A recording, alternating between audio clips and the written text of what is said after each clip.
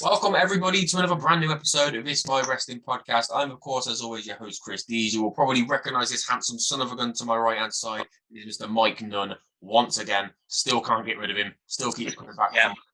We have gathered here today to do a retro review, but it feels weird to call something that only happened like 2 years ago a retro review. But screw it, we're going to go with it. It happened in the past, so it's retro as far as I'm concerned. It's, of course, the Royal Rumble 2020. We're in Royal Rumble season. We're about to really get going on the road to WrestleMania. So we thought, what better thing to do just before this year's Rumble takes place than to come together and discuss what, as far as I'm concerned, and this is controversial, is the greatest Royal Rumble of all time. A lot of people talk 1992, but this one for me just holds so many special memories, so many special moments. We'll get into all of that as we go on. Obviously, we're not going to talk about just the Rumble match itself. We're gonna have a bit of a breakdown of the event, sort of like what led to the matches, backstory on them, the matches themselves, and then what it did for those wrestlers, what it did storyline moving forward. So yeah, as I say, Mike, thank you for joining me once again, buddy. As I've said there, the Rumble means a lot to me. It's my favourite pay-per-view, has been my favourite pay-per-view for many, many years. Took over from Survivor Series once that was as important as it used to be. What does the Rumble mean for you as a fan? The Royal Rumble match itself is always something I'm looking forward to every year, even months ahead. It's got to be the most exciting match. Well, two of them now, but the most exciting match of the year every year. And this one we're going to talk about, especially, as you said, arguably the greatest Royal Rumble match of all time. So it means a lot to me as a fan. Yeah, I don't know if my neighbour doing his lawn mowing. Can you? That's really annoying. I know. Thanks, Steve. That's great timing, pal. That's going to put me off loads. Yeah, the Royal Rumble, man. You never know what you're going to get. You always know there's going to be surprises, returns. Obviously, 2021 was a rough one. I don't really pay too much attention to it because it wasn't what we were used to. It wasn't what we could. You know, I went into the 2021 Rumble thinking, well, what's the point in surprises and returns? That there's going to be no pop. I don't want to fake pop for it. But 2020 Royal Rumble was obviously just before COVID hit. COVID obviously had a profound effect on everything, our entire lives, our entire worlds. As wrestling fans, wrestling has always been an escape to get away from the horrors of life and anything that's going on. It's always helped to pick me back up. This was obviously a really difficult time to be a wrestling fan. You know, it felt like the very essence of wrestling had been taken away from us. So yeah, it was sort of like the last good memory of wrestling that I had pre-pandemic. Obviously, we're on the tail end of that now. Everything's getting back to normal. We've had fans back for quite a while, so cannot wait for the 2022 Rumble, which is happening just over the horizon.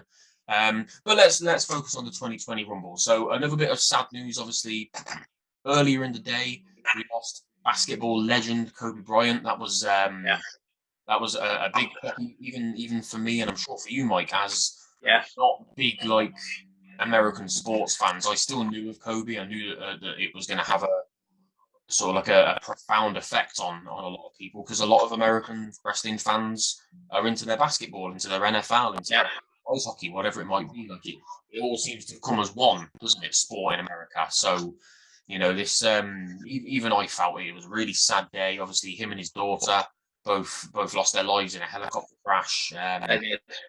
The pilot and a few people died in there as well. So really, really sad day. Really sad to have that hanging over the Rumble. But as a lot of people said, and a lot of wrestlers themselves said as well, like they went out there to give fans something to take their minds off it.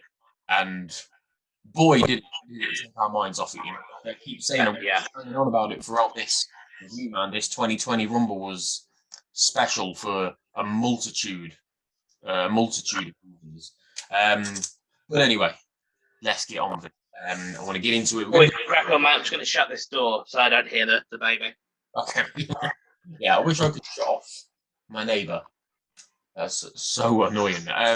Right, okay, let's start There you off. go. Little bit of backstory. I love it when WWE do these little videos. By the way, if you see me looking up and down a lot, it's because I've had to make a lot of notes for this because obviously big long event. I think all together the Rumble came in the whole event at just over 4 hours. It was about 4 hours 15 minutes, so it went long. It was a long. It did. I was just skimming through it this morning. Worth every single minute, worth every single second. Oh yeah. So this Rumble came to us from Minute Maid Park in Houston, Texas. Capacity of just under 43,000, 42,700, something like that. So pretty packed out.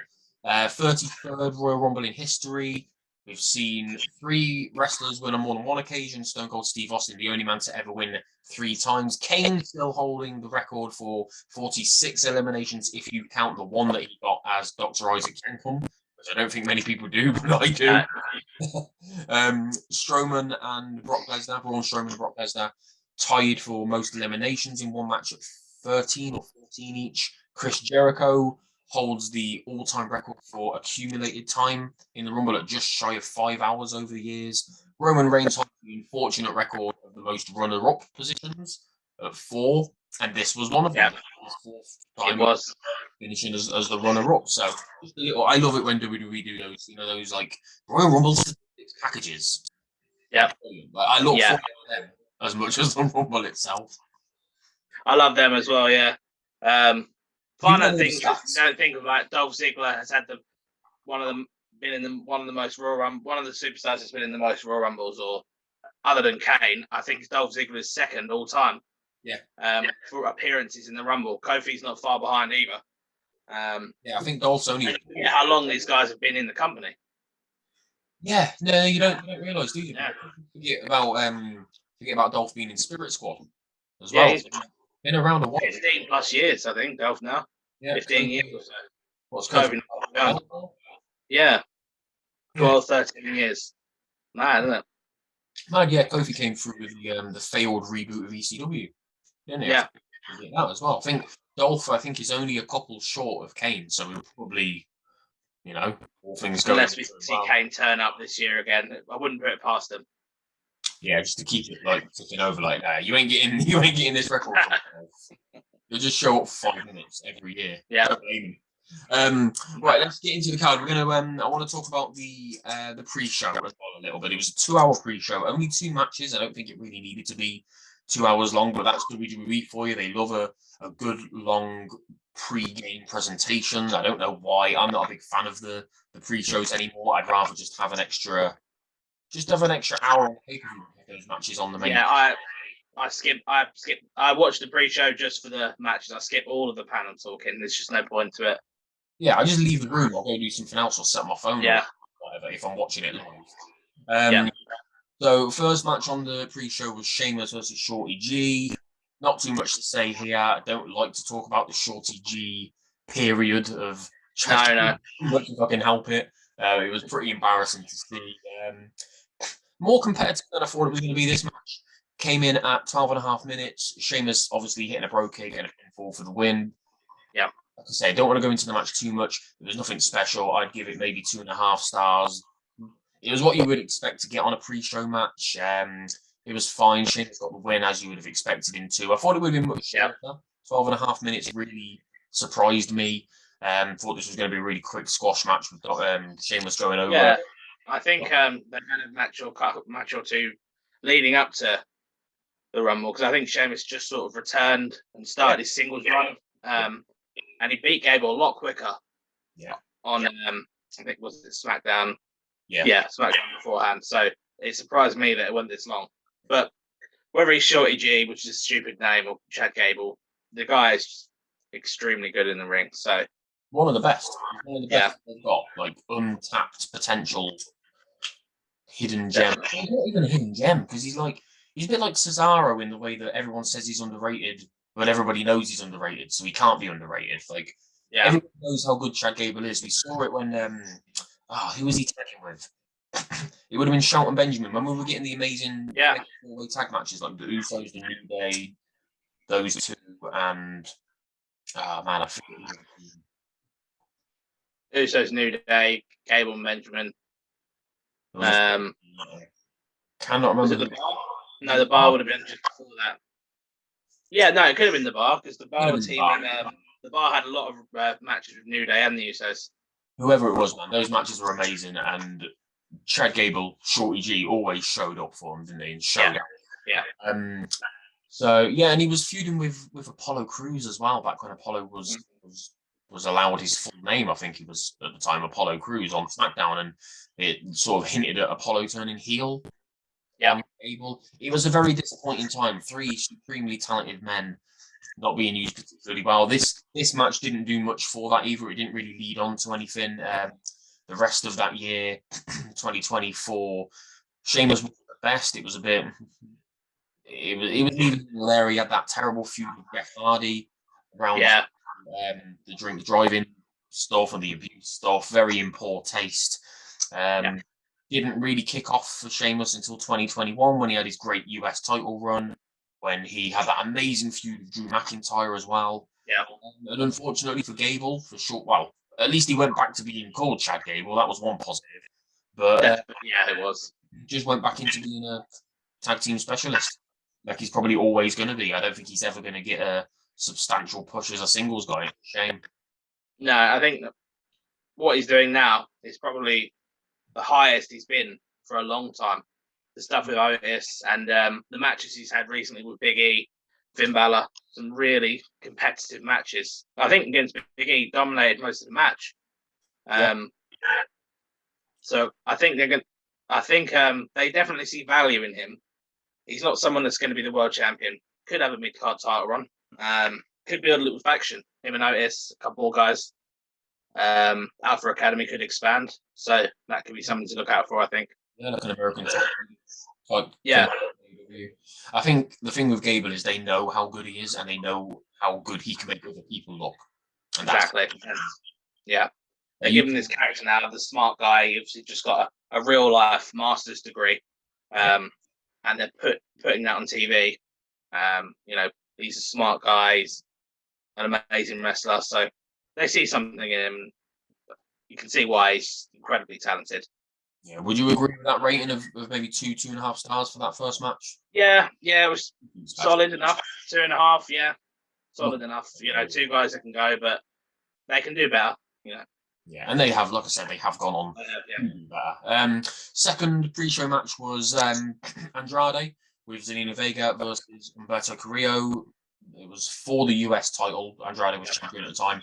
Again, not too much to write home about here. The match ended with Carrillo hitting a Hurricane Rana, which Andrade rolled through and got a pretty standard cheap pinfall win. Another longish match that I didn't think would go this long, 14.5 minutes. I suppose they've got time to kill on these 2-hour pre-shows, haven't they? Yeah, and it's nice that the wrestlers involved get longer. Yeah. Just cut down on all. What annoys me with the pre-shows is like they'll show a pre-match package, like I don't know what matches were on this card. Bryan versus The Fiend. They'll show the vignettes for that. That's great. A couple more vignettes for other matches. That's great. Bit of a chat, bit of a table. One match. Then we'll see it all again. We'll see all the same vignettes again. Like, just give us the vignettes. Give us the 2 matches. Make it an hour.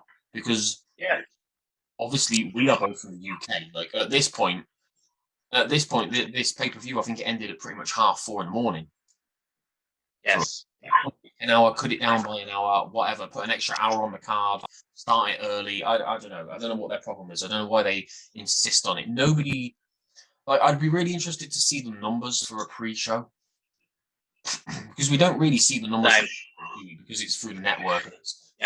So we never really hear about buy-in rates and stuff much anymore. AEW make it a big deal, but WWE don't really release that information. So I'd be interested to know because I bet it's not many. I bet not many people sit down for the whole thing.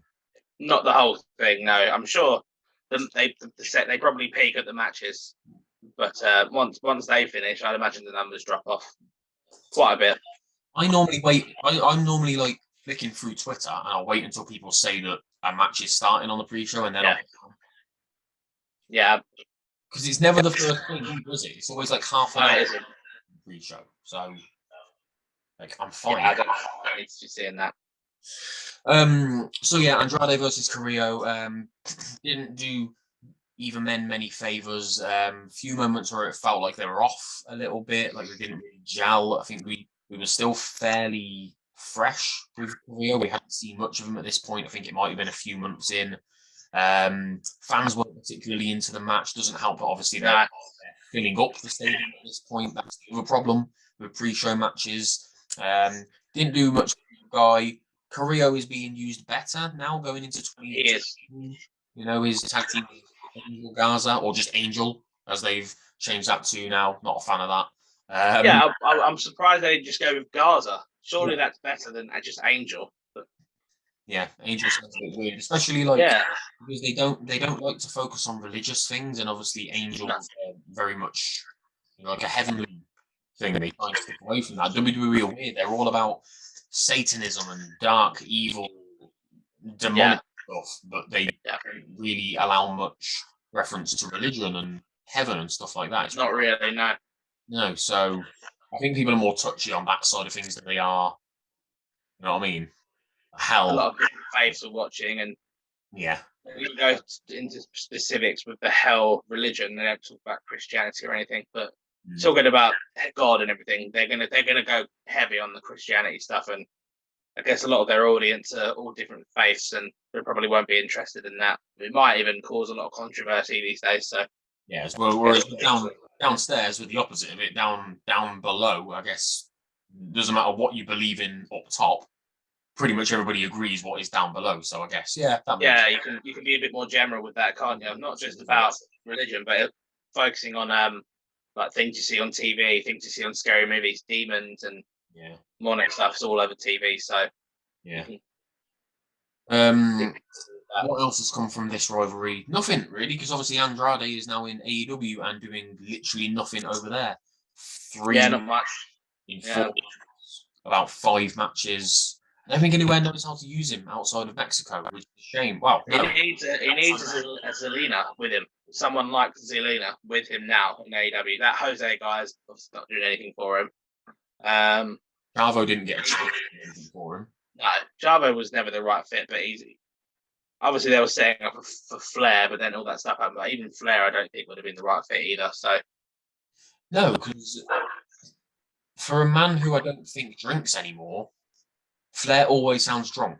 Like he can't put together a coherent sentence. It's just muffled and awful. I don't understand how somebody, like handsome, sophisticated, suave, debonair, like Andrade would benefit from having a man 3 times his corner. No.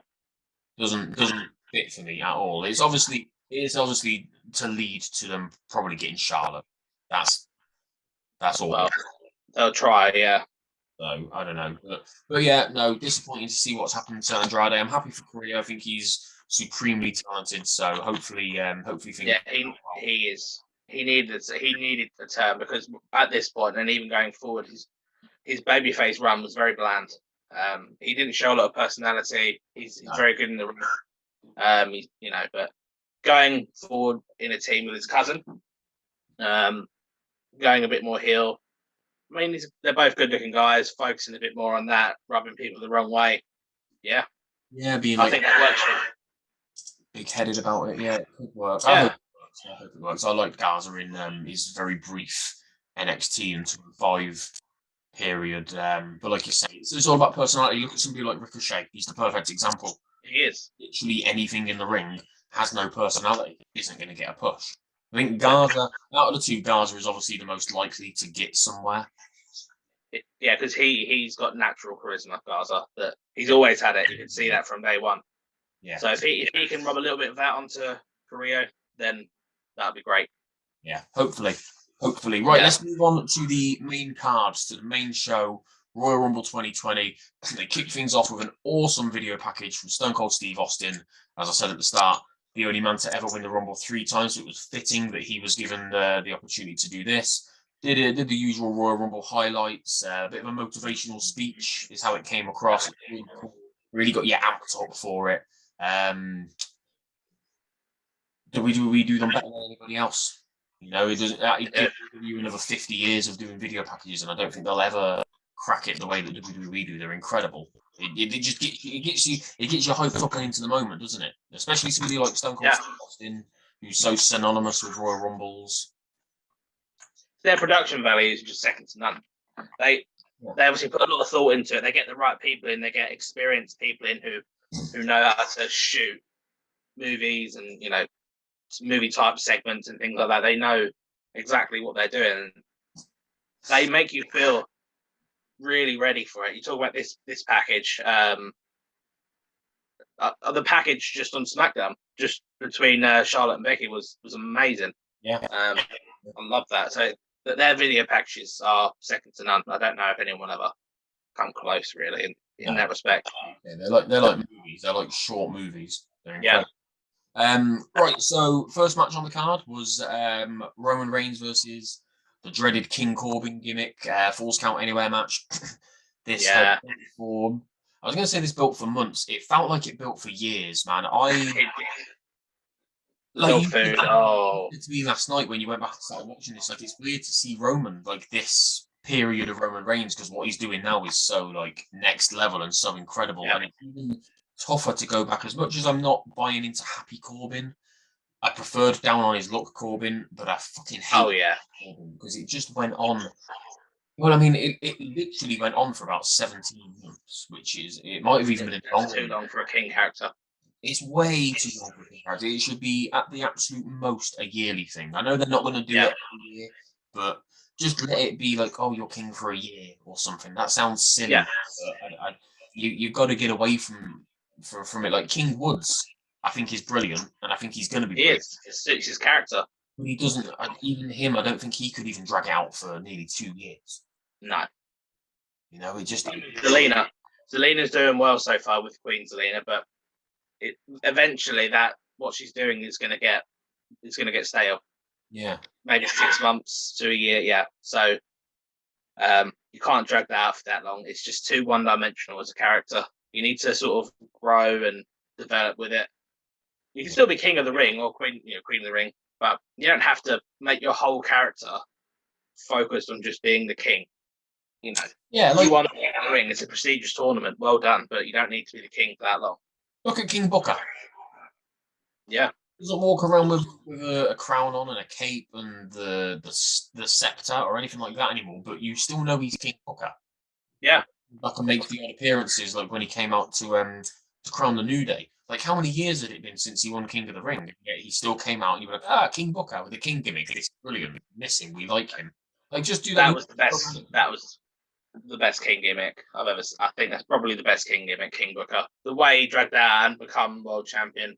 Yeah. I mean, he did it very well for a long time. I enjoyed Macho King. Yeah. There's been a few good ones over the years, but yeah, nothing that's had as much genuine, enjoyable longevity as King Booker. Yeah, it suited him down to the ground. It revitalized his whole career. That character, I think. Yeah, 100%. WWE. So I have big hopes for Corbin. I hope they really figure out what they're doing with Corbin soon. He needs another title run. He's incredibly underrated, undervalued, I'd really like to see them revisit Bum Corbin. Him to go broke again. It's Happy Corbin. He's flashing the money again, isn't he? He's doing all that. So I hope maybe Madcap makes money so much. But I want the badass lone wolf back. Like, he's in real life, he's obsessed with motorbikes. He's obsessed with like smoking meat and barbecues and stuff like that. Just let him be a badass guy without it being too much like the Undertaker. Like, I think you run the risk of it being a bit more Chuck Palumbo than the Undertaker. Yeah. I don't know. We will see. The future's bright for somebody like Corbin. So this match, Roman Reigns that made his entrance. Bit of a mixed reaction for Big Dog than what he had normally got, but obviously then that led up to him being out of action for a while, taking time away. So we all quickly forgot about that. We'll talk about that later and about what Roman Reigns is doing now.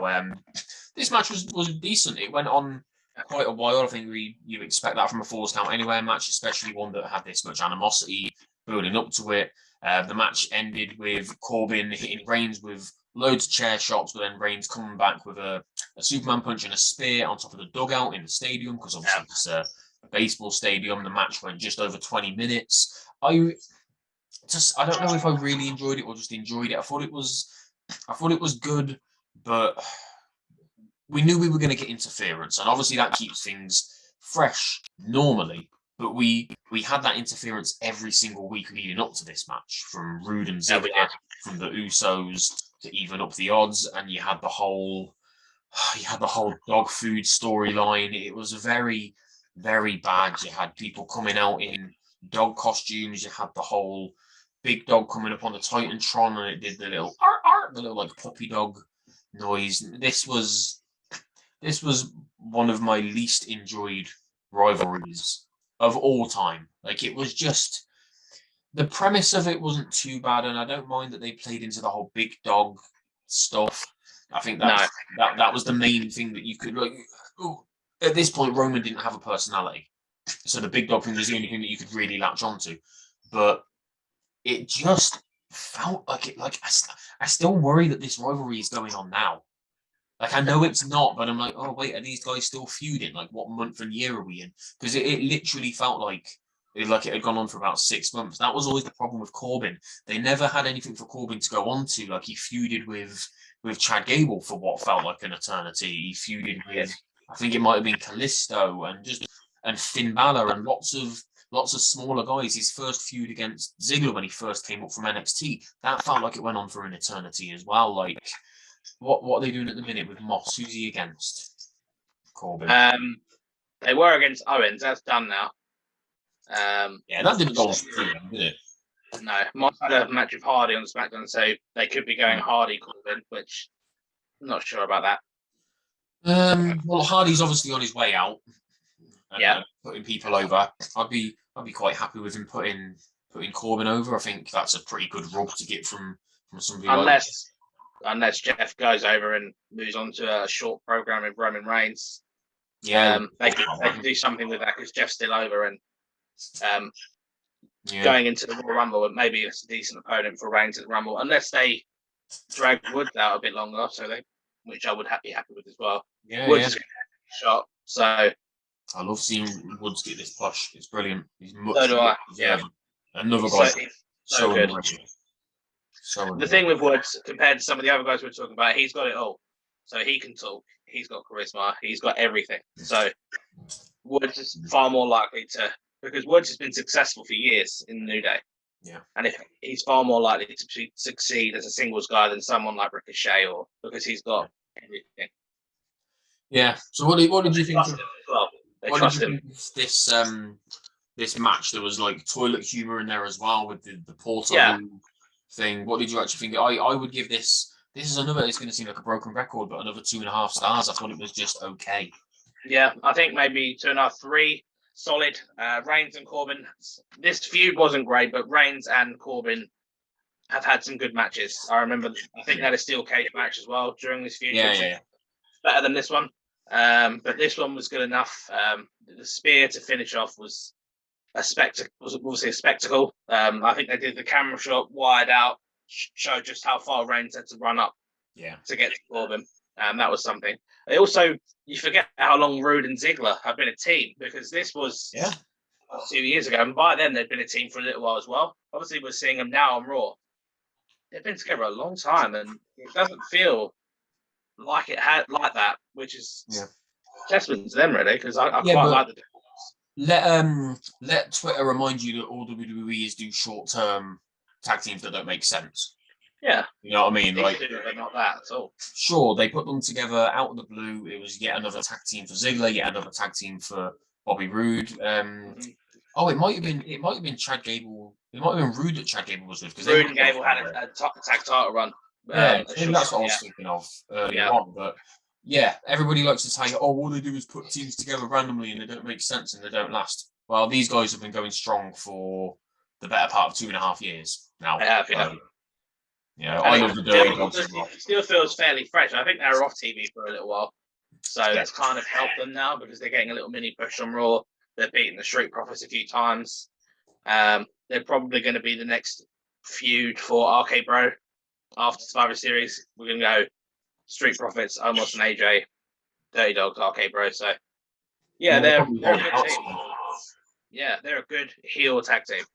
And Yeah. Rude, low key, has had a pretty good career in WWE. I know he's not been amazing singles wise, but he's been there a long time. He's had, I think, what, three tag team title runs, maybe. A couple with Dolph. Brief US title. Which he defended at WrestleMania.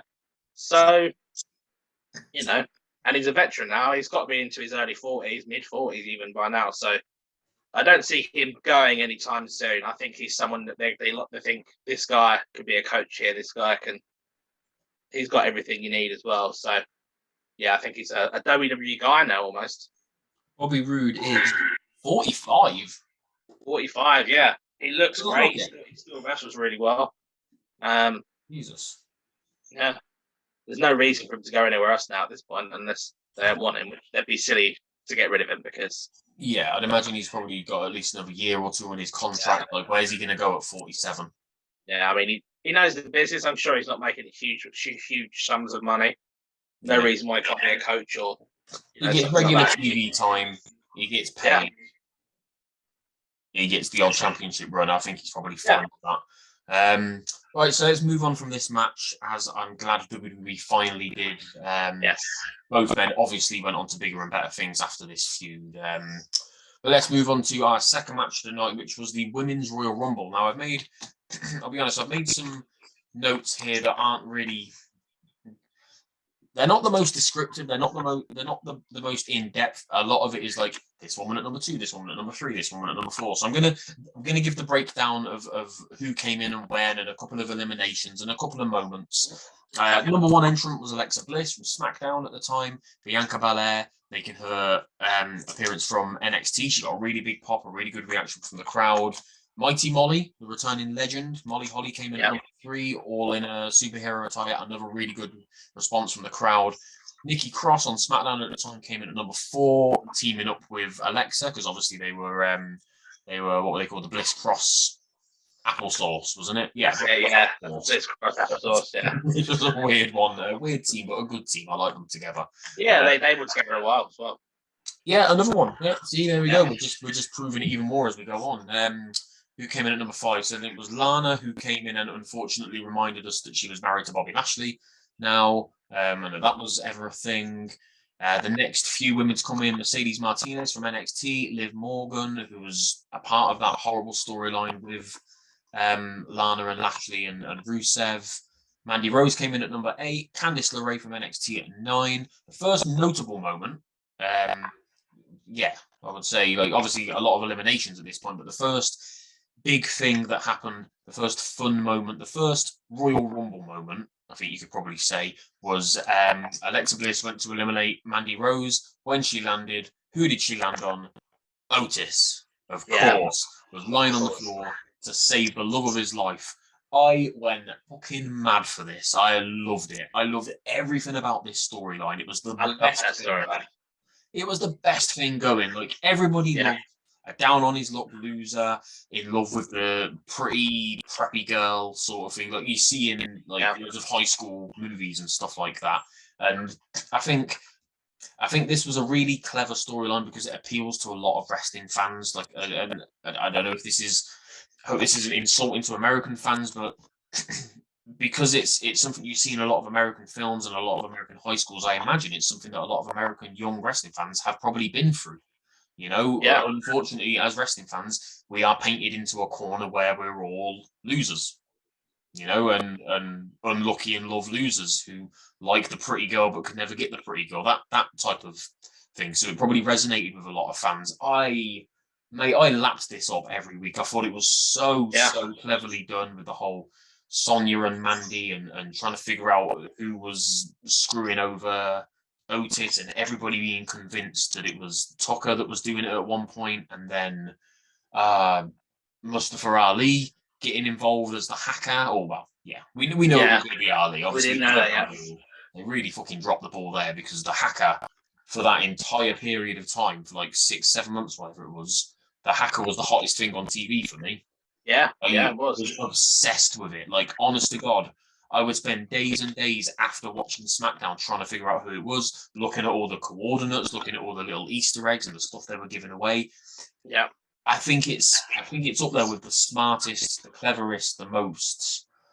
I don't know what the word is, but it was so un-WWE.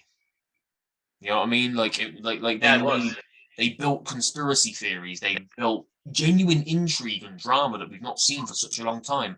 And then it was just gone. And they just dropped the ball with it. I think it was a mix of COVID. Yeah. Probably not really knowing what to do with it. Later down the line, we got Retribution. I think Ali has made mention to the fact that it was him that was going to be the hacker. It's such a shame they got the ball there. But at least we got that awesome storyline of Mandy and Otis. But again, that was another thing that COVID came in and ruined, didn't it? Because the end, like that ending when Otis finally got the girl and he finally got the kiss and he beat the bad guy, he beat the jock, he beat the football player in Dolph Ziggler. Yeah. Imagine that in front of a crowd. Imagine that in front of a crowd. Yeah, that match in particular really missed the crowd. Really missed the crowd because the whole thing, Otis versus Dolph Ziggler, without a crowd, that's not really much of a WrestleMania match. No, but the feud warranted a big Mania moment. I mean, the crowd would have gone nuts at the end when Otis won and sort of kissed Mandy, and could have been one of the pops of the night. But I did. Sitting in my living room, I went mad for it. Honestly, I was shouting for it. Honestly, it was such a shame. That and Drew's moment were the two biggest shames of the fact that we didn't get a crowd for those two moments. Each one of those guys would have got huge pops. Everybody involved in this storyline just put in so much good work. But anyway, back to the Rumble match itself. So yeah, Otis saved Mandy. She got back in the ring. Fans popped for it. It was a huge moment. Sonya came in at number 10 to help Mandy out. Kairi Sane, who was one half of the women's tag team champions at the time, was next. Number 11. Mia Yim from NXT 12. Dana Brooke. Tamina came in. Dakota Kai. Chelsea Green. Not much happened in between these times, I'll be honest. That's why I've not made many notes on it. Leading up to number 17, Charlotte Flair, who was begrudgingly my pick to win this because Charlotte Flair, ain't she? Like, why wouldn't she? Naomi made her way to the ring at number 18. She got a big pop because she'd been away for about half a year, around about 5-6 months. Yeah, I thought that. I thought, how many times has she returned now? How many times does she go away and come back? Even recently, she returned again.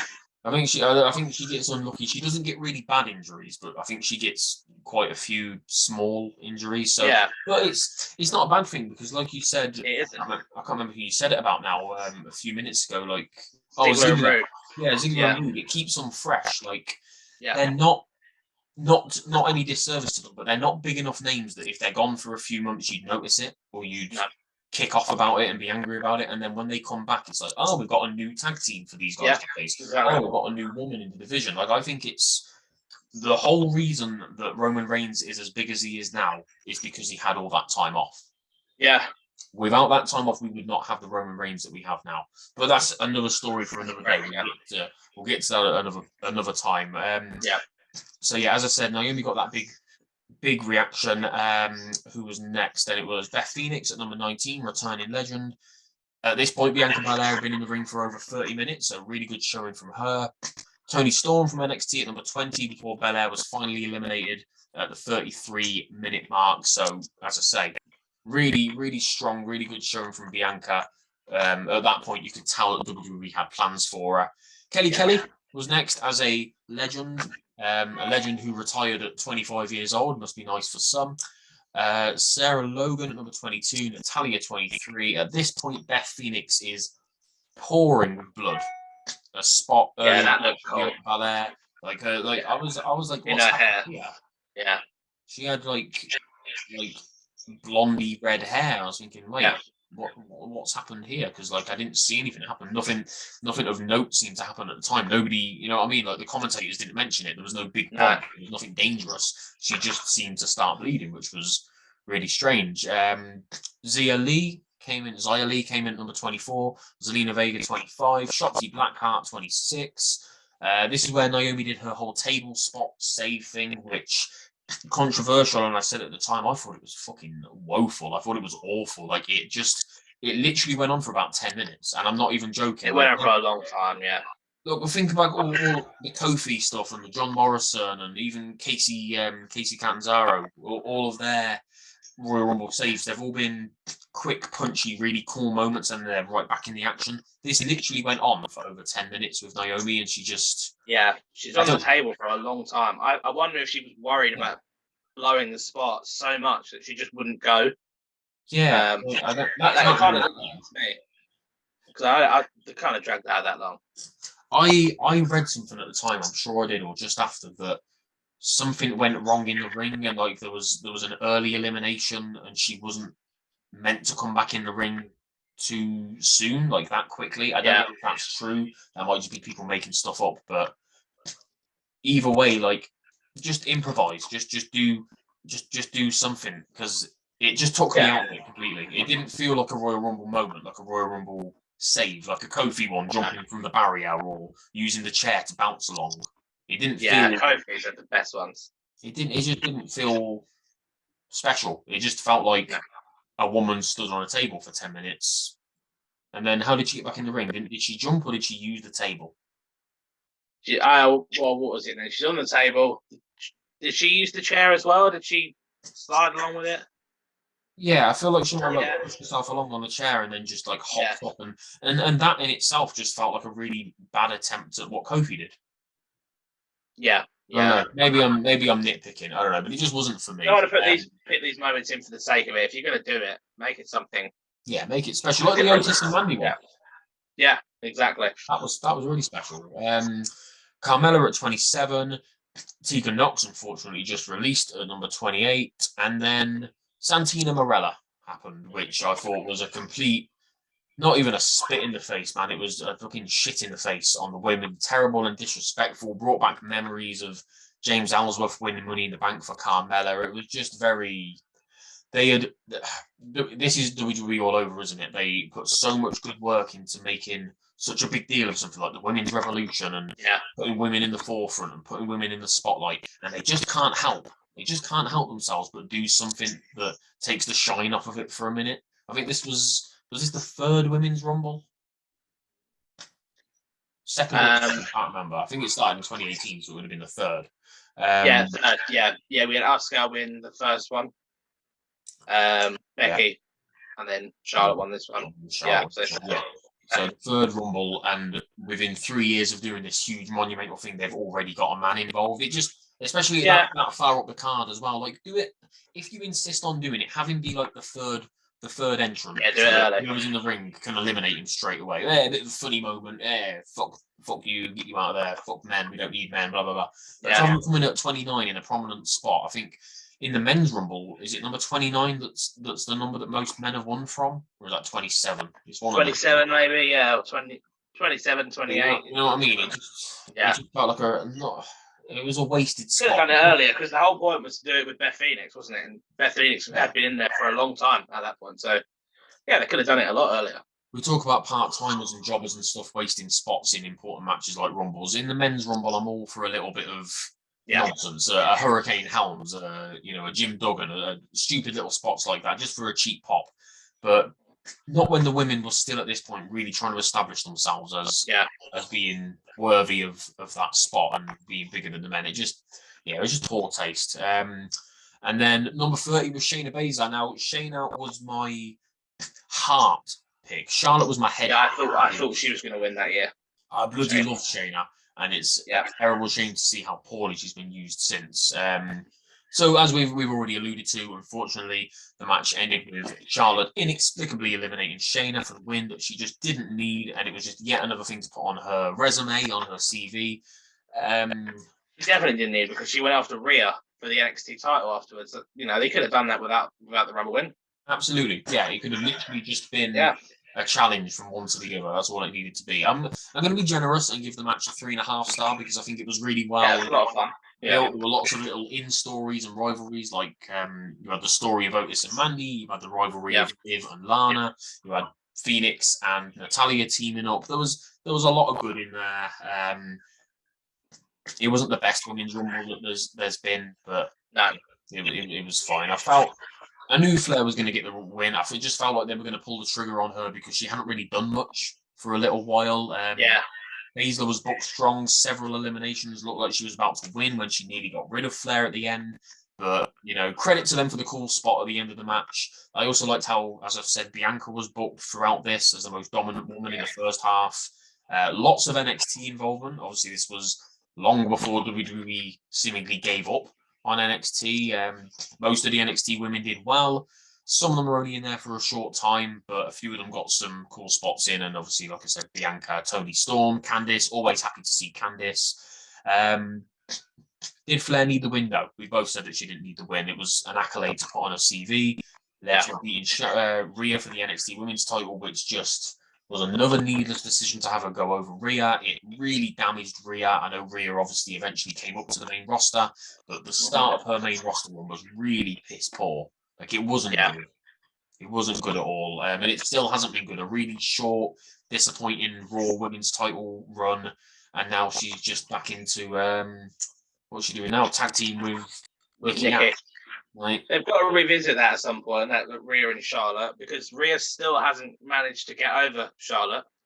I thought that they were going to go that way, but obviously they've split them up now, and Charlotte's just won the feud again. Surely at some point they've got to revisit that, because that pushes Rhea to the next level. When she finally beats Charlotte, we've got to finally beat someone moment coming up later on the card with Becky and Asuka. When Rhea finally beats Charlotte, she's going to move right to the top.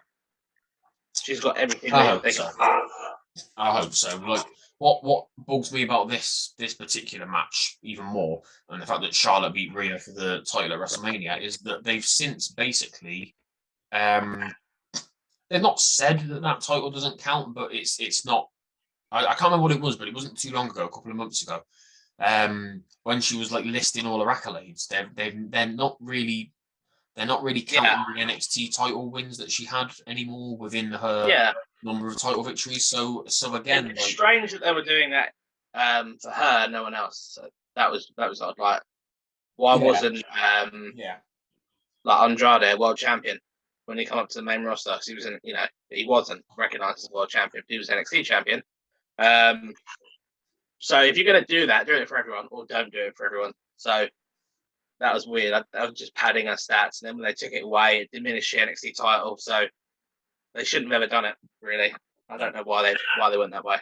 What would be your Big Dave Meltzer star rating for that Rumble match then? It feels more than a 3, but not quite a 4. So yeah, 3.5 is good. I think very good, enjoyable match. It could have been better. Maybe would have pushed up to 4. Shayna won, but I'm not the guy to sit here and moan about Charlotte Flair. I think she's the greatest of all time. So I won't moan about her too much. She's got a lot of moments, maybe some that she doesn't need. You mentioned 2 there, the Rumble and then beating Rhea. Although her match with Rhea was amazing at WrestleMania. So that at least we had that. It was a brilliant match. But yeah, Rhea, if Rhea didn't win that match, she should have at least won their recent feud. But obviously she didn't win that either. So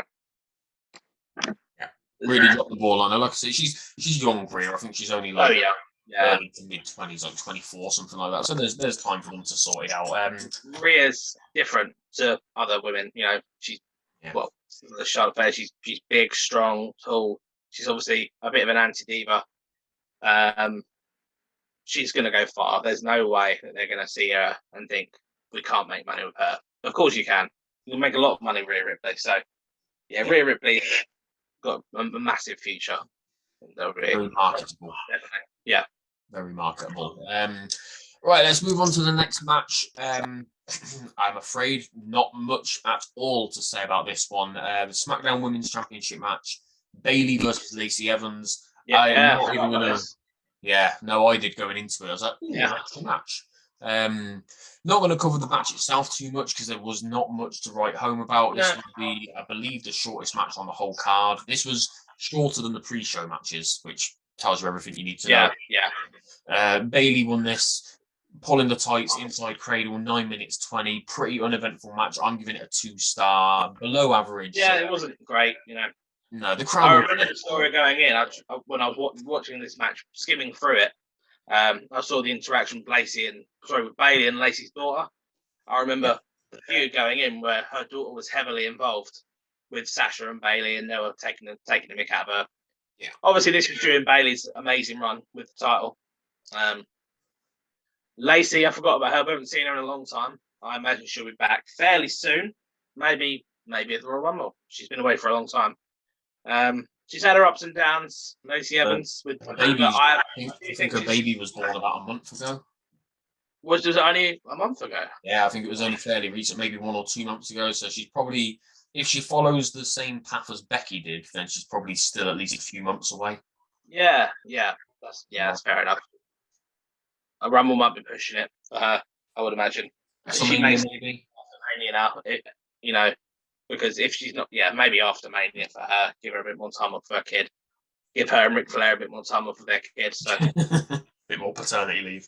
Yeah, it all depends on what their plans are for her, because like I am one of the few, and I've tweeted about this a few times. It's the same with Corbin for me. I really like Lacey.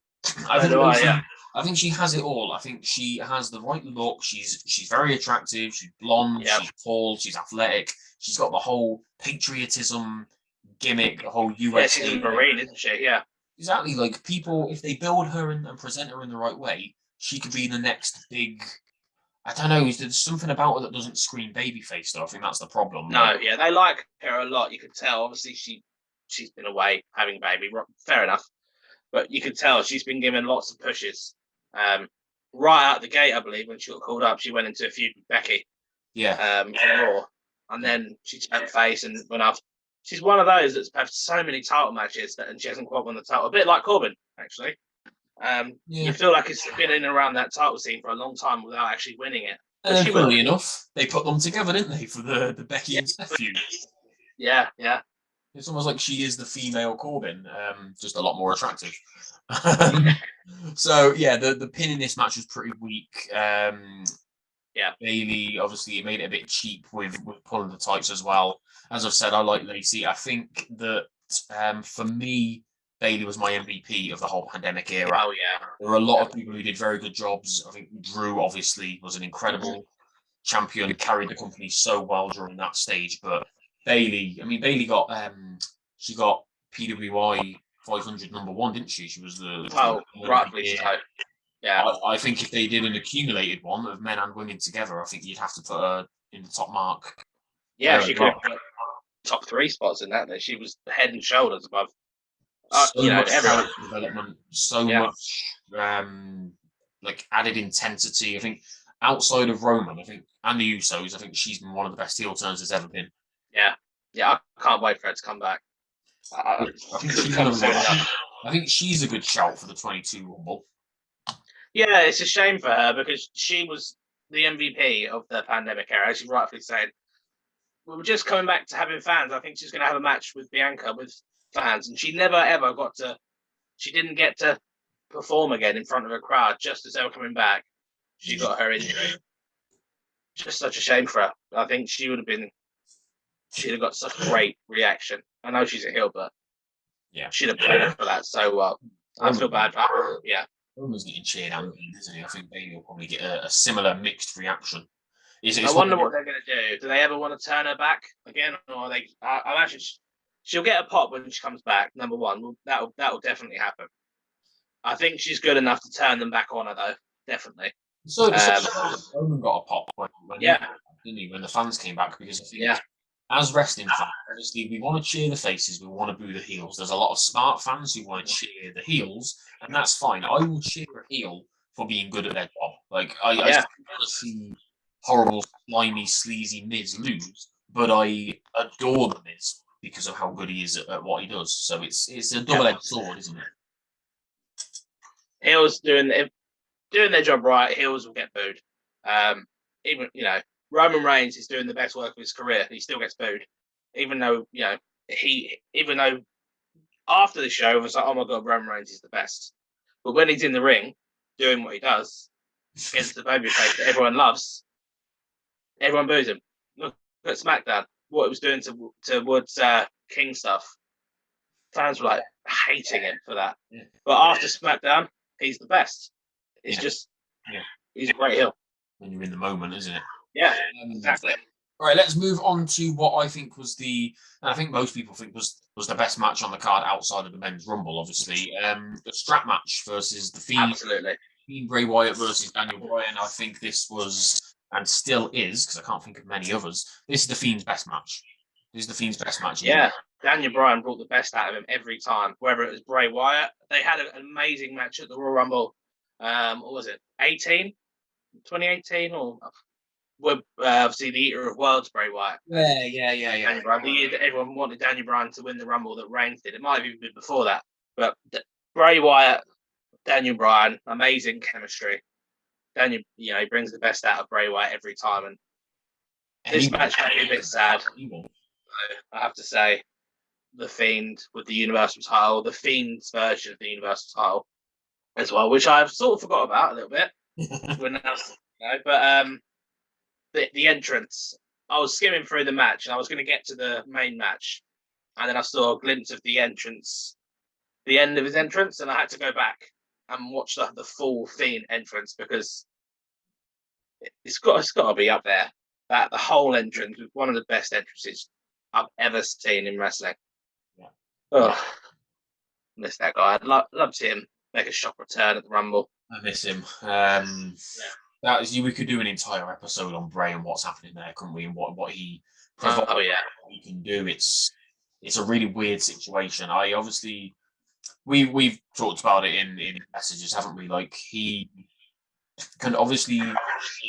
He can offer so much to any promotion. Doesn't matter where he goes. He'll be at the top of the card. He'll be the most entertaining guy on the card. It just depends on the freedom. Because I think I've always said Impact would suit him to a T because he would get full creative freedom, and he's in an environment where in crazy, weird, supernatural horror stuff before. They're doing it now. They've always that going on. But him in AEW, it's going to feel very out of place. Because I don't have any interest in seeing him in AEW. It doesn't work for him. The thing is, the fans and the company themselves pride themselves on being professional wrestling. Yeah. He is sports entertainment. He is the very definition of entertainment. What's he do? Come in as what? I mean, the most sort of edgy far out thing they're doing is Malachi Black. And he's not. He's not pushing it too much. If Bray Wyatt would want to push the envelope, it's way further than that. And he's just not going to be able to there. I would be shocked. I would be very surprised if Vince isn't trying to reach out to him and mend fences, because obviously they saw him as a star. He big Mania matches, 3 world title reigns. The Fiend character was so marketable for them. I mean, surely they were seeing him as their next Undertaker type character.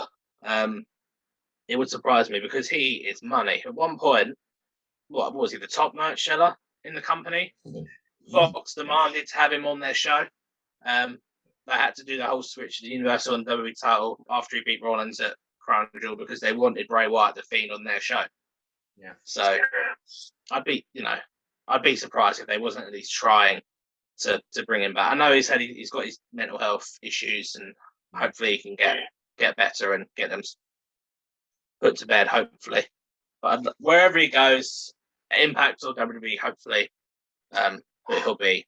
I think he just needed some time off. What I liked, obviously, as this isn't like a big-headed gloat or anything like that, but obviously you worked with me at bodyslam.net. So while I was at Bodyslam, I was getting a lot of, like, I wouldn't say insider information, but I had access to stuff that I wouldn't have normally as just a fan. Like the website owner, as you know, he good friends with certain people within the industry, so I would see things and hear things. And we believe far too much as fans. I genuinely believe that so much of the information that's come out about Bray has been planted. Like certain things, like Dave Meltzer gets incorrect information leaked to him all the time, and he puts it out as a report. And it's because people within WWE, they want to skew the narrative. They want to, they want to throw people off. So if you hear that Charlotte and Becky have had a real life fight backstage, They probably haven't. It's a work. The whole thing's a work. You know, I don't think they're best friends anymore, Charlotte and Becky, but I do think yeah, that's what I the was going to whole say. thing I think is there's probably been some animal. fabricated. Yeah, that's the best sort of. It's like a character. You take a real person, a real situation, you turn it up to 11. You know, Yeah. Becky and Charlotte probably just aren't on great terms. They're not best friends anymore, but they've turned it up and made it seem like when Becky was saying I don't trust her and stuff like that. There's no way on the earth that's real. I'm sorry, but people will believe it.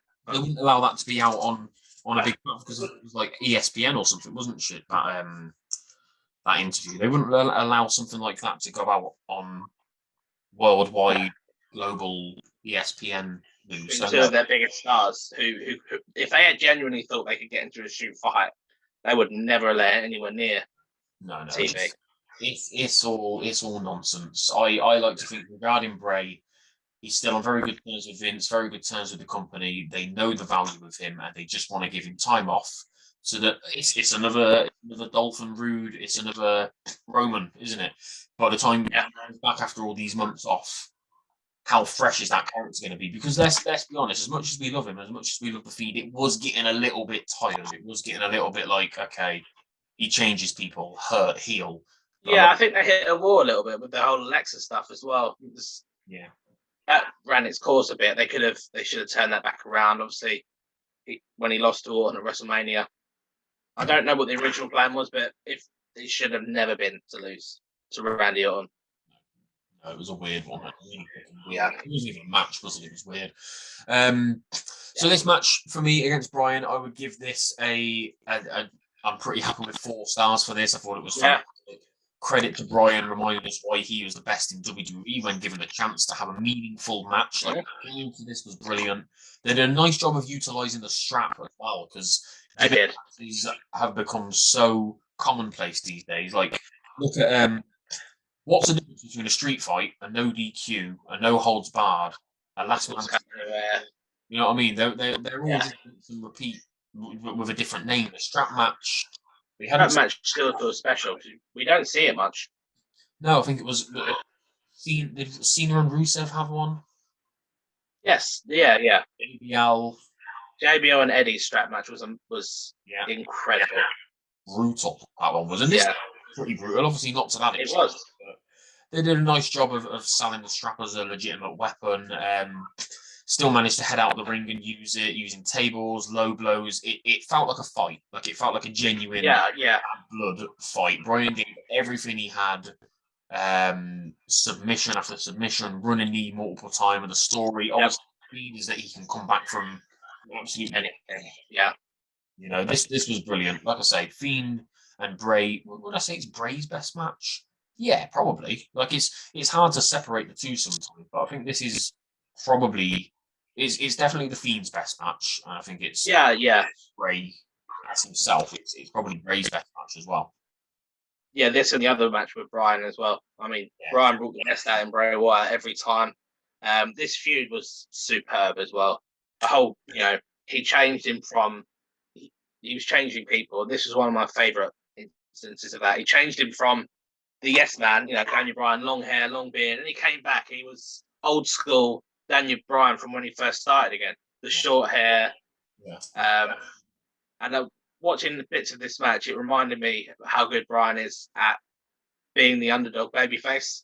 Nobody does it better because he had a feud with Reigns recently as well. I'm going to throw Johnny Gargano in there. Yeah, Gargano is very similar. I think Gargano could fill that spot. I said it the other day to you guys. I think Gargano could fill the Daniel Bryan spot on the main roster if he ever wanted to. He's him, Bryan, and Sami Zayn as well when he was a babyface, underdog babyface.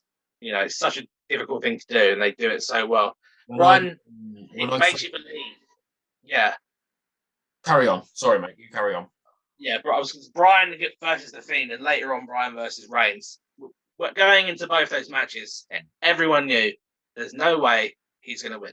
No way, absolutely not. But then you get 15 minutes into the match, and you're like, hang on a minute, is he going to win? And He just does it. He gets you every time, and that's what you want as a fan. You go into a match thinking, "I know who's going to win this match," and then the babyface sucks you in, and you think he's going to do it, and that's why he's my favorite. That's why it's one of my favorite of all time. Just behind Cena, he can do everything.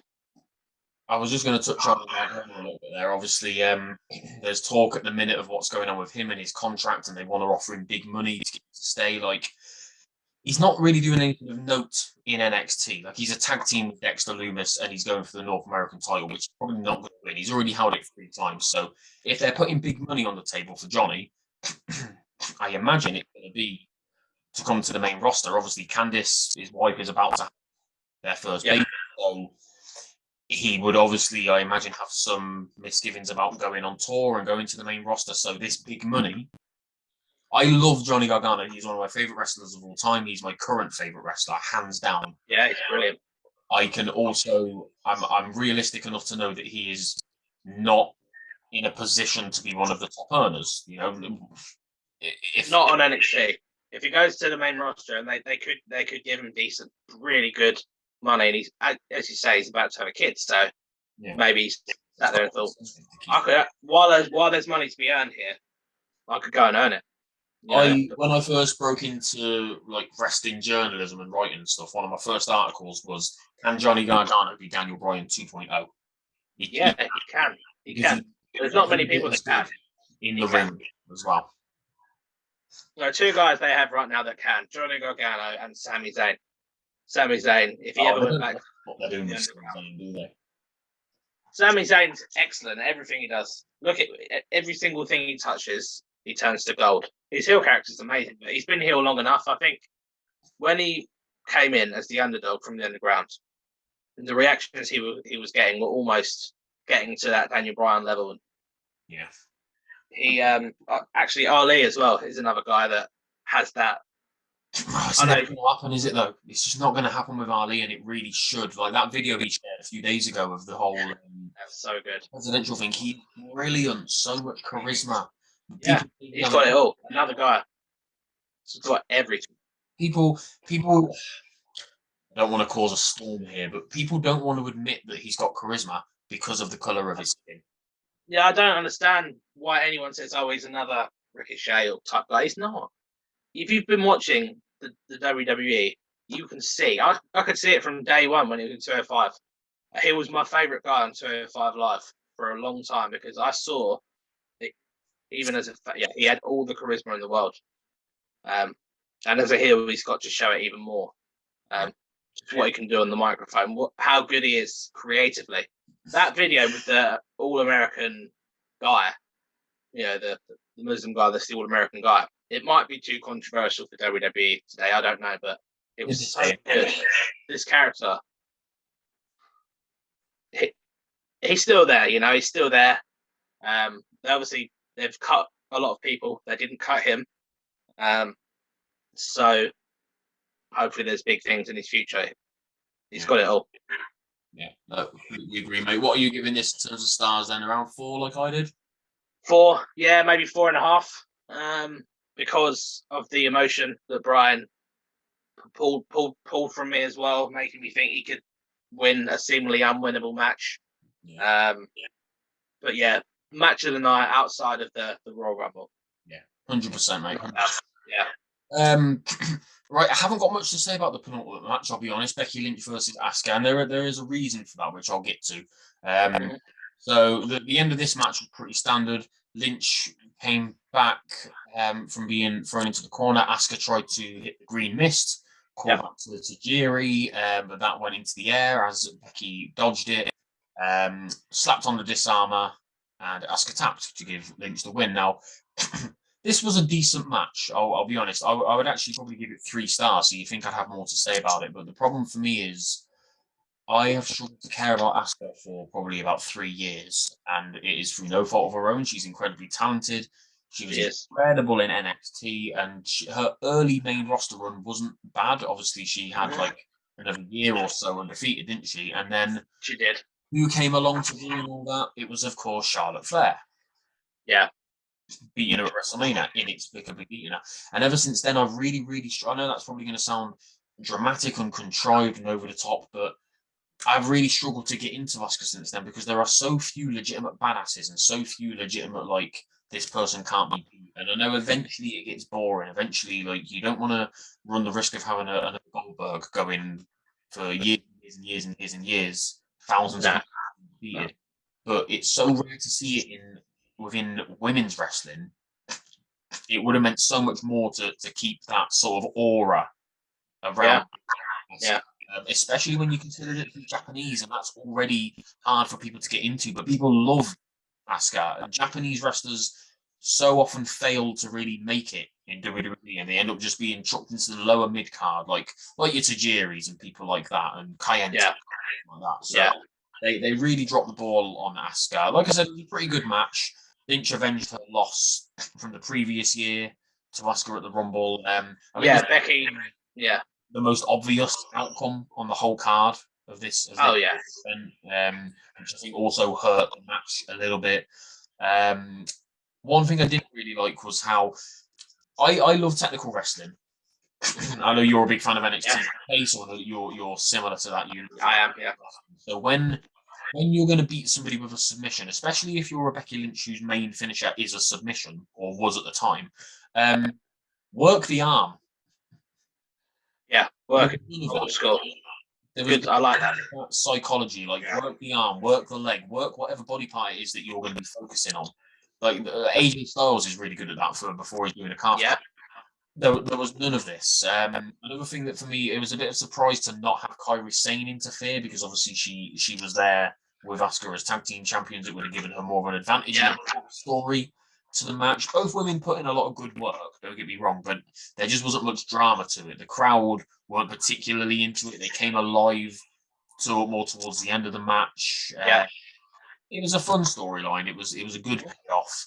Lynch obviously went on to then, I think this is part of it as well. It's because going back and watching it, I knew what was to come. That's the problem with going back and doing retro reviews. I think it can skew your enjoyment a little bit when you know what's going to come in like the following months and the following year. What they did with Lynch giving up the title to Asuka, obviously that was understandable. She went off to have a baby. That's fine.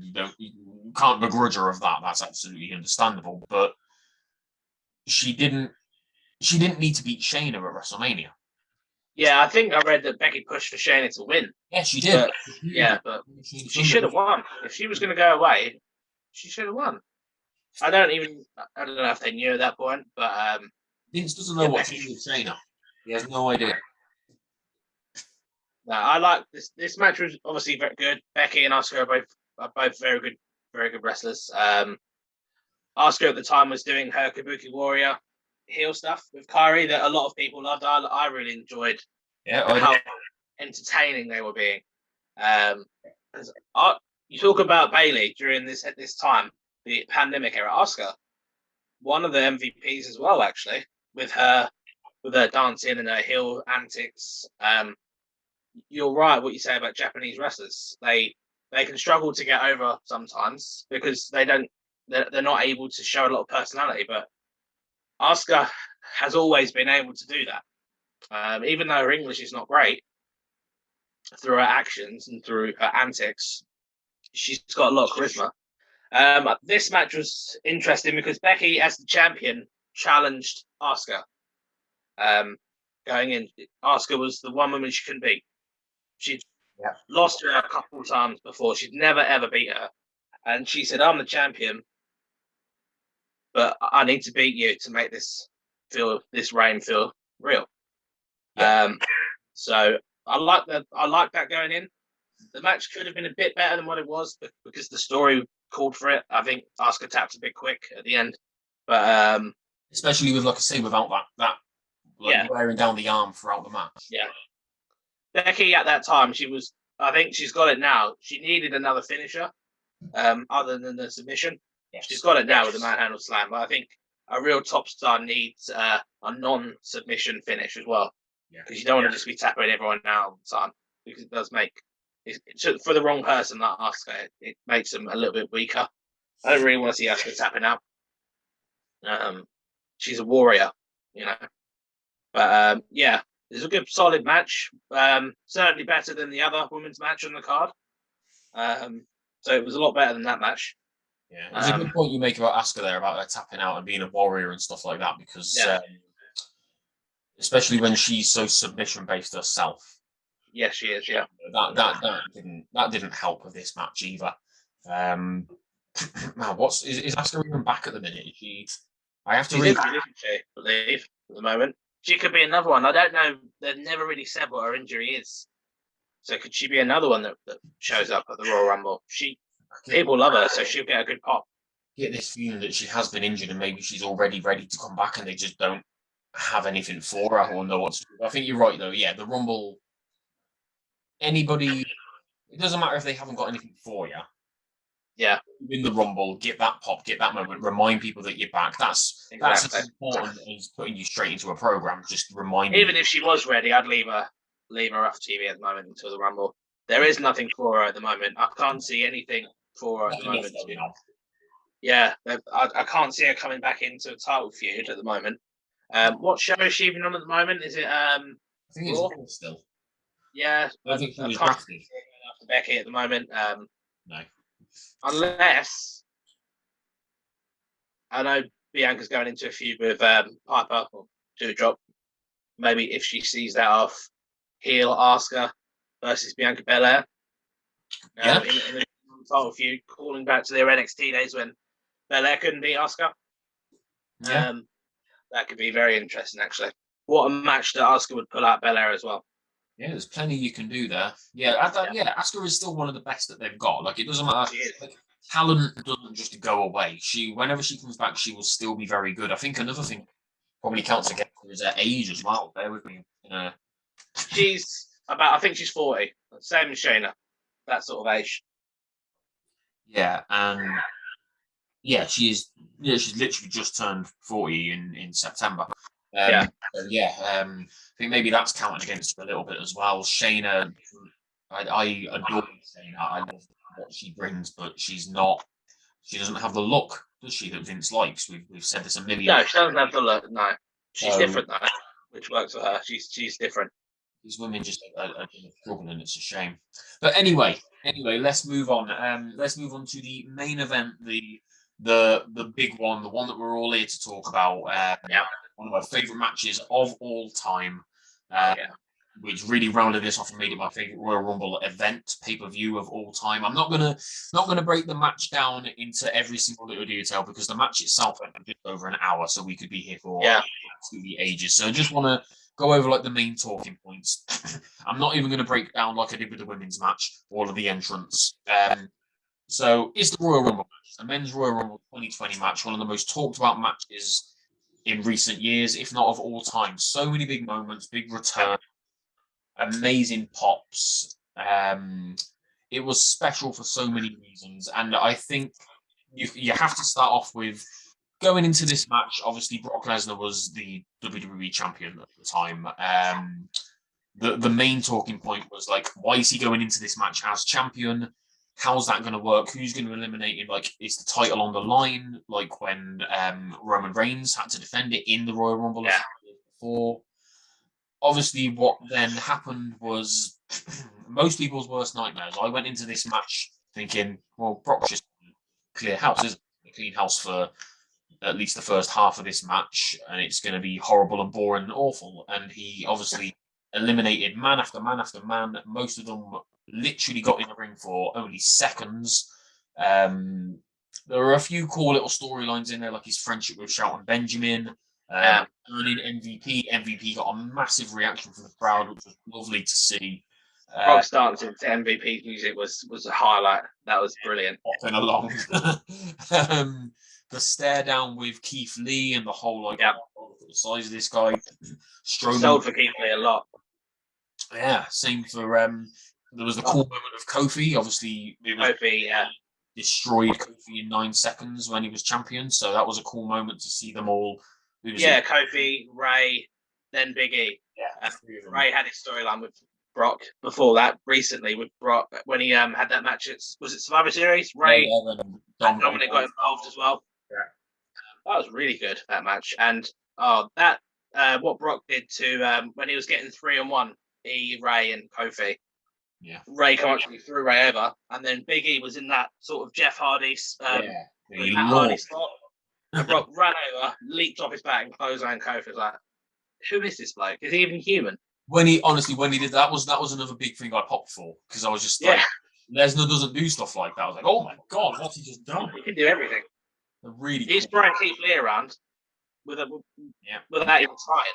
So easy for him. Obviously, like this up to this period before we'll get into Ricochet and Drew afterwards, but yeah, I was filled with so much uncontrollable rage. Like this was like 3 o'clock in the morning for us at this point, maybe pushing on for 3:30 in the morning. Yeah, and like I was shouting.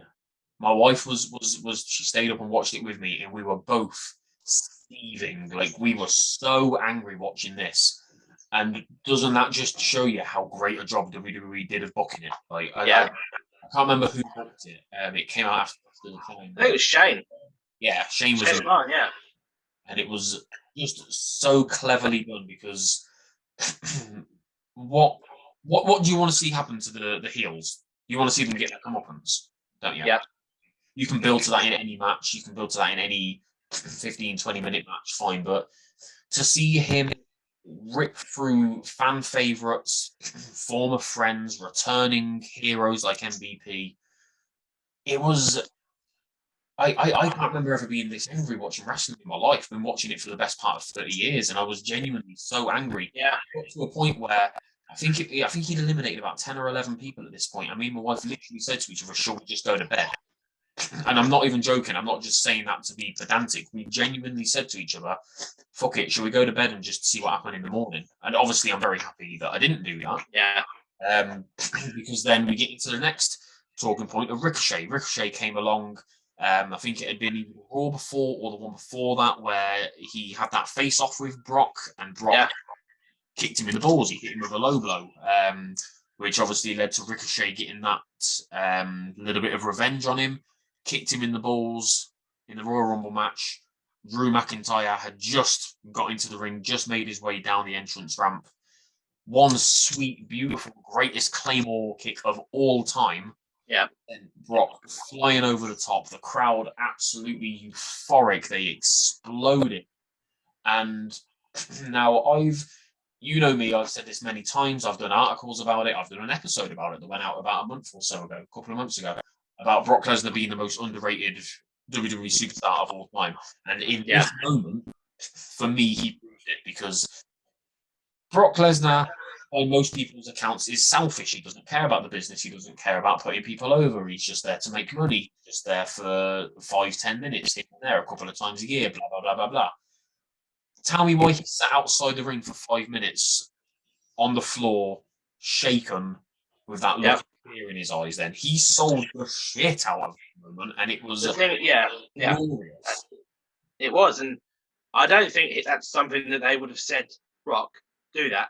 I think Brock would have just done that off his own back, because he knows, he gets it. Brock Lesnar gets it. That's what people don't realize about Brock Lesnar. He's not just a beast that made a lot of money off of his look. Brock Lesnar is a veteran, and he understands the business. He understands how to make stars. Brock Lesnar, obviously, he's won a lot of matches, but the people that have beat him have gone on to become bigger stars. And this moment for Drew was a star-making moment. It's the moment. He's a star now, still, even though he hasn't been the main champion since for a while now, almost a year. He's still the biggest, arguably next to Big E, he's the biggest babyface star in the company. Yeah, because of this moment, because of what Brock did for him at this moment. Brock destroyed everyone, and then Drew put him out. Yeah. And like you said, people were so annoyed at Brock Lesnar during that first half of the Rumble. I've never seen such anger from them. Even me, I like Brock. I always like Brock. Same. For a little while, I was liking what he was doing, but as it went on, I was like, "Oh, come on now! Can you?" when he threw Keith Lee and Strowman, I was like, "What?" Yeah, at that point you were like, well, that's surely it then, because who else? I couldn't believe it. But as soon as I saw Drew, I was like, here we go. Yeah. They were doing something. Going into Yeah, they were doing something with him going in. I could, yeah. But yeah, if it's not Drew, it's going to be no one. That's it. they're the rest of it. We Yeah. can talk as much shit as you want about WWE and the things that they've done since, and releasing. I mean, some of the names that we've just said have already been released, like Keith Lee. Yeah. They are the masters emotion. Oh yeah. Building and pulling emotion out of you, and it was incredible. What they do that AEW don't seem to be willing to do is they piss people off. Yeah, I know people say that's a lot of people take that as they don't give the fans what they want. You can't give the fans what they want every minute of the show all the time. If you do that, then you're never going to pull those moments out.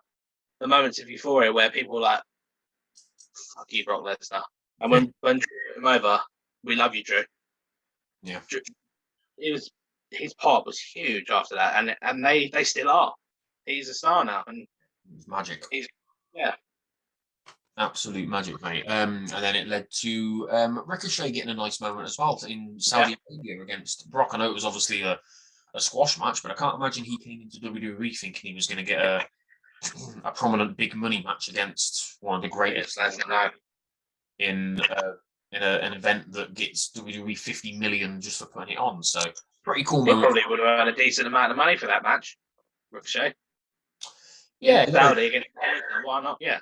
Probably got a couple of thousand out of it, while Brock got the 49 million. Yeah. But no, it was a really cool moment for him. I love Ricochet. Yeah. Obviously, right, let's move on to the big talking point, the important talking point, one of the greatest moments of all time. Greatest moment of the match, best moment of the event, best moment of the year. Edge, the rated R superstar, the ultimate opportunist. Talk to me about this, Mike, because when I watched it yesterday again for like the sixth time, I still genuinely failed to put into words how not just amazing but special and like heartfelt this moment was. Like best pop I've maybe I wouldn't say ever heard. There, I think there have been louder pops, but that's because of like the environment and the stadium and that. Yeah. But like when I rewatched it yesterday, I got goosebumps again. There have been louder pops, but that was one of the most emotional pops moments. You could just feel it in the arena, how emotional the whole crowd were for it. There were tears of joy from a lot of people. You said earlier as well, watching this back, mate, and then you know what's to come already. Yeah. So I could skip into it. With Edge, it does the opposite because you know what's to come. It's just been everything that he's been involved in since this moment has been brilliant. Yeah. It just shows you what a performer he is. He's possibly underrated because he's one of the. I think he's one of the greatest of all time. Everything he's done has been brilliant. This moment, I was emotional myself. When you think about his accomplishments as well, though, and especially when you think about how he started as a tag team specialist, as a vampire. Yeah. Think about the career that Edge has gone on to have is I'm pretty sure I read not long ago he has held the most titles in history, more actual individual titles than anybody. How many people? There have been a few, but not many have started in a team and have been in a prominent team like Edge and gone on to become one of the biggest single stars in the industry. I can think of 3, maybe Shawn Michaels, Bret Hart, and Edge. That's probably sort of about it in terms of that magnitude of star. Could you maybe count Randy Orton in Evolution? Yeah, possibly. It was in a faction, so I guess he was doing. Yeah, but his longevity, and obviously he was gone for 9 years, but he'd been in the company at that point for a long time. I think he started very young in this business because he's still 47. Yeah. How you think how has he fit that all in? He was in the company for 15 odd years, maybe more before. Yeah. Then he was gone for 9 years, and now he's back, and he's still only 47. Whereas he started like Jeff Hardy, young, early 20s, I believe. Came back in the best shape of his life as well. Yeah. Putting on some of the best performance of his life because he's thinking about Edges, he's great, but he's not really had any 5-star matches, has he? As great as he is, but I think he's putting on his feud with Seth Rollins recently. Obviously, his returning feud with Randy Orton. Yeah, those two feuds and the Reigns. Yeah, right. One. Brilliant. Storytelling he's been putting on next level in the matches as well. The match with all three matches with Seth Rollins recently were excellent. The main event was brilliant. Stuff with Randy, you get again excellent. So whatever he does next, I don't know what's next for him.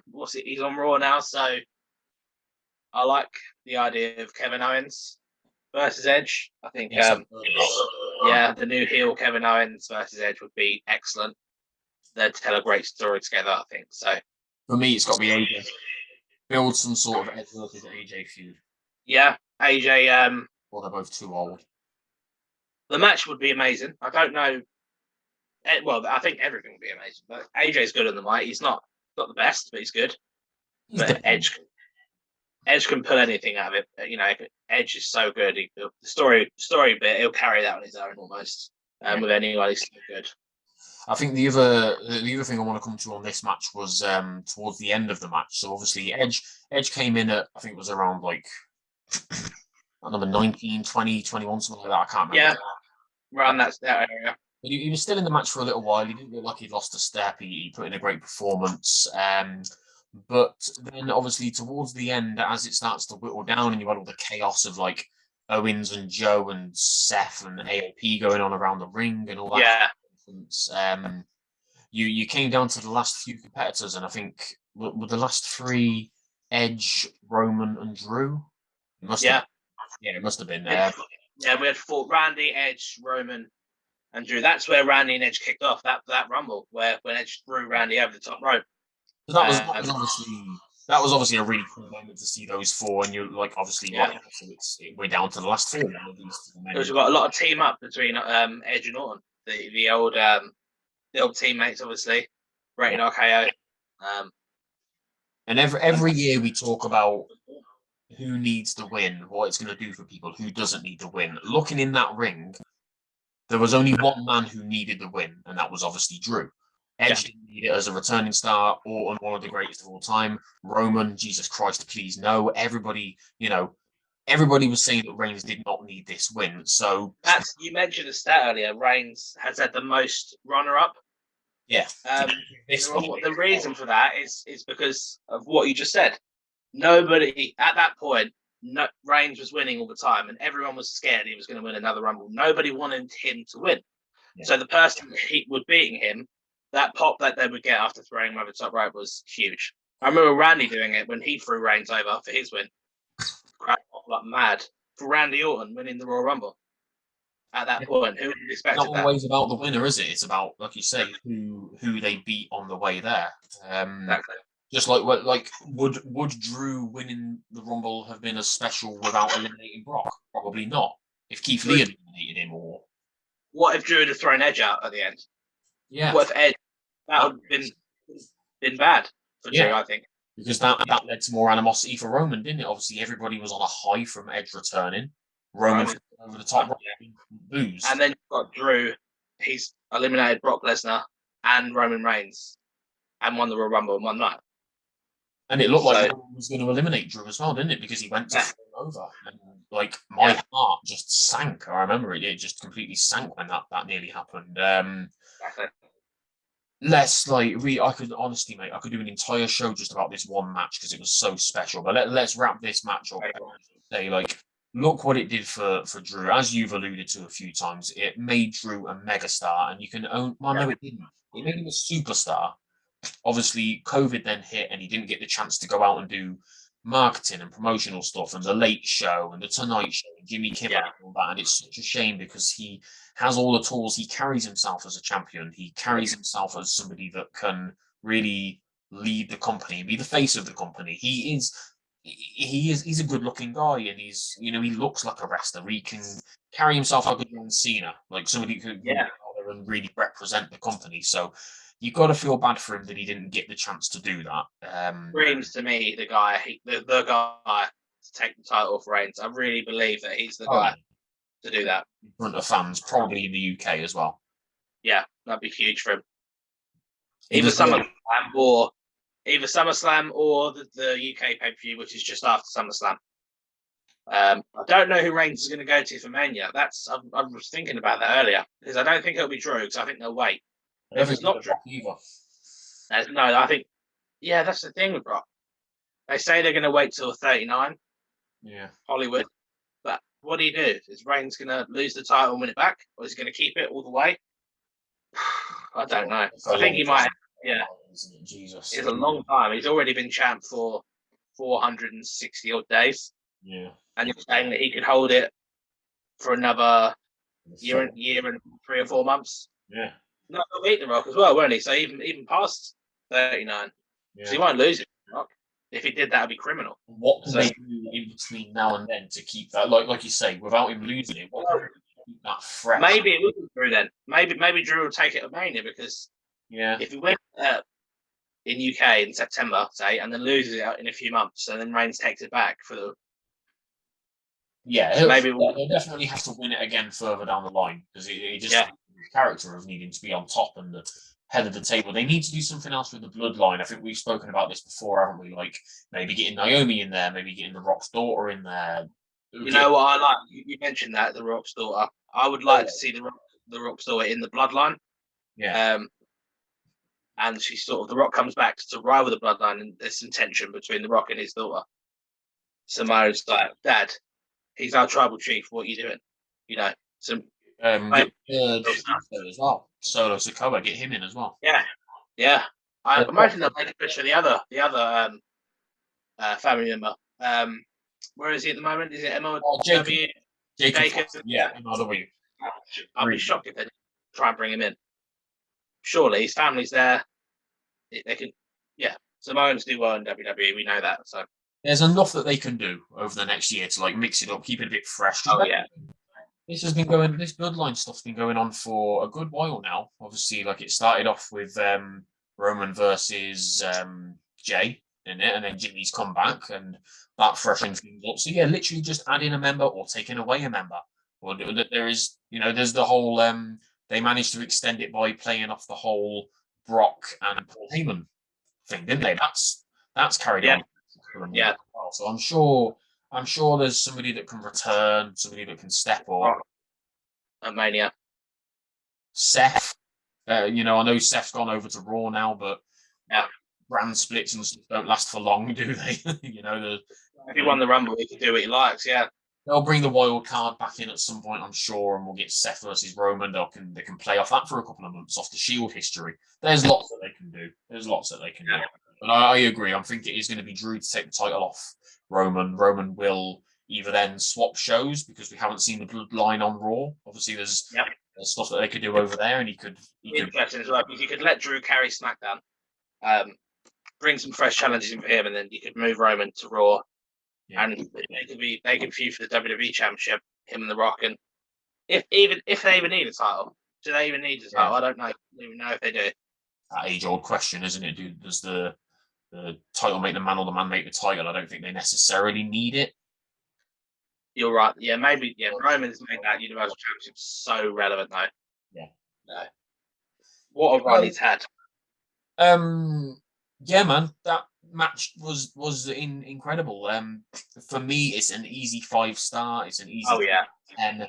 It elevated the entire pay-per-view for me. Before that match, I would have probably gone with like a 7, but I'm going to give Royal Rumble 2020 a healthy 9 out of 10. Not quite a perfect pay-per-view. I think the only things dragging it down were the women's matches, which I wasn't too invested in. That's just a personal thing. They were good matches, don't get me wrong. The women's Rumble was good. Bryan versus The Fiend was fantastic. So almost a perfect pay-per-view for me. Mm-hmm. Yeah, I agree. Absolutely brilliant. Just, will we ever get a Royal Rumble match that perfectly booked? No. I like the one recently now is the pandemic. Edge going coast to coast was a really great story as well. But this match, something I never thought I'd see with Lesnar going through everyone like that. Yeah. Just brilliant. I'm really looking forward to this year's one as well, as you say. Should we, as it's a Royal Rumble retro, I suppose it'll be coming out close to the Rumble. Do you have any picks in mind? for the Royal Rumble? Any Tough to picks? call, isn't it? I've not really thought about it, to be honest. Any picks for the women? Oh, I was originally going to say Liv Morgan, but obviously she's in a program with Becky now. For the women, I really struggle. I could maybe see Rhea. I think Rhea. I think Rhea's a good shout to finally go after Charlotte if she's still got the title. Yeah, it gives Rhea, you, give Rhea that big win at WrestleMania against Charlotte Flair. gives her an easy way of getting at Charlotte. So I think that's a pretty good shout. For the men, there's lots of variables, isn't there? There's always lots of. I honestly do not know. It's hard to call right now because we don't know yet. But early going in, I think my pick would be Kevin Owens. Yeah, to lead up to Owens versus Edge. Yeah, because I think what's going to happen is that everyone's going to think that Owens won't be in the match, that he'll be basically out the door. They'll drag that, and then he'll show up right at the end and make him like, he's here, Yeah, and then he. Like, I don't know if we've still got a few months to go, so things could change. Yeah. But yeah, if he wins, and then Edge maybe does take the championship off of Big E. Even Big E though, they've sowed the seeds to that feud early already. Yeah. But you get Rollins versus E first, so they'll have to put that on the back burner for a little bit. So could Owens and E. What about Rollins? Yeah, because Rollins is the number one contender. Yeah. So that Owens and E will be on the back burner for a bit. Yeah, man. It's gonna be very interesting. Very interesting. Lots of variables. Lots of potential. Whatever happens, it's going to be good. Like the names that we've mentioned in there, like Edge, AJ, Owens, Big E, Seth, like they're all going to pull awesome matches out of each other. So I have confidence. This is one of the first Rumbles in a long time where I'm pretty okay with whoever wins. I'm not too. But maybe that's because I just don't care anymore. I tweeted last night to say I'm really finding it hard to care at the minute. I don't know if it's the constant stream of releases recently. I don't know if it's maybe. I don't know what it is, but I'm just finding it hard to care. But Royal Rumble always gets me invested, so I'm looking forward to it. I'll always look forward to it. Yeah, man. So there we go. That was the Royal Rumble 2020 retro review. It was fantastic. I will gladly review this one every year, just so I can go back and watch that Drew pop, that Edge pop, that MVP pop. It was brilliant, man. Mike, thank you as always for joining me. It's always a pleasure to talk wrestling with a friend. So thank you very much for giving me your time, nice and early on a Saturday, which is always nice as well. Get it out early. Before you go, as always, I'm sure people already know, but where are you on Twitter if they want to talk wrestling? Yeah, find me at Nannyboy20. Come give me a follow if you want to talk about wrestling, and I'm always open to it. Yeah, man. And you'll find me more I can say. And I'm the guy that this podcast can't get rid of. I'm in the corner at Chris's house somewhere. So on the opposite side of the room, just pretending at home. No, Mike, thank you as always. It's a pleasure. Guys, thank you for watching this. Thank you for listening. Everything will be in the about section for all the different social media platforms and all that kind of stuff. And Patreon, if you would be so kind.